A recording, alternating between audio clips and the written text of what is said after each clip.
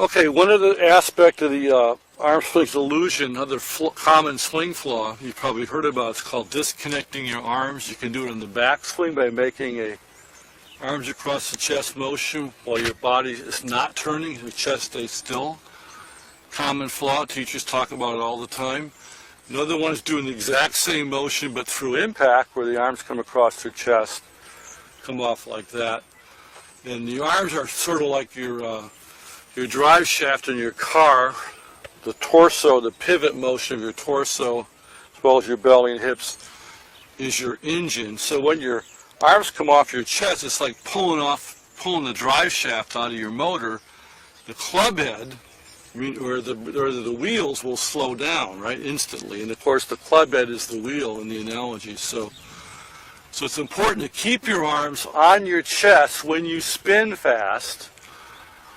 Not just for transference of power, but that's a big part of it, but it's also for plane reasons and for hitting the sweet spot reasons. If your arms come off the chest, the plane angle usually gets steeper, the club face angle will open or close, and you won't hit the ball solid. So we have to have what's called connection. You've probably heard about it. We actually use the term super connected arms from our get set position, position 6, to just after impact, position 8.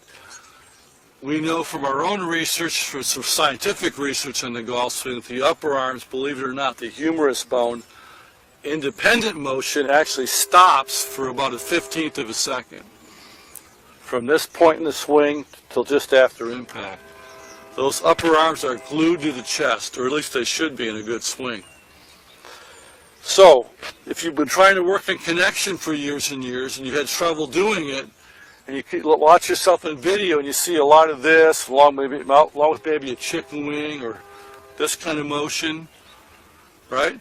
It's because the arm swing illusion is making you move your arms across the chest through the ball toward the target, like you're putting. A good golf swing is not a bigger version of a putt. This is putting,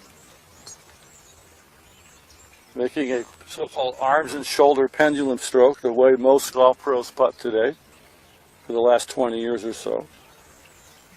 But that's not the golf swing. So even something is supremely important is keeping the arms on the chest, like Hogan advocated, like we advocate, cannot be done if you're obviously using your arm muscles to pull themselves off the chest, right?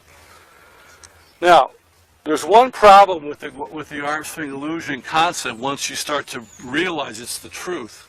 It means, from a coordination standpoint, you can't have a lazy mind. Our brain is a lazy organ. It wants to do things. It wants to move body parts in one spatial dimension. If you don't believe me, try rubbing your tummy and patting your head. I want to rub and rub. I can rub and rub, or I can pat and pat. But rubbing and patting is hard. It takes more brain power, right? So a good golf swing takes maximum 100% of your brain power to execute properly, because you have to coordinate this motion with this motion. And again, that takes coordination. And in the beginning, when you struggle with learning this type of golf swing we're teaching, you will inevitably hit some bad shots because your timing's going to be way off.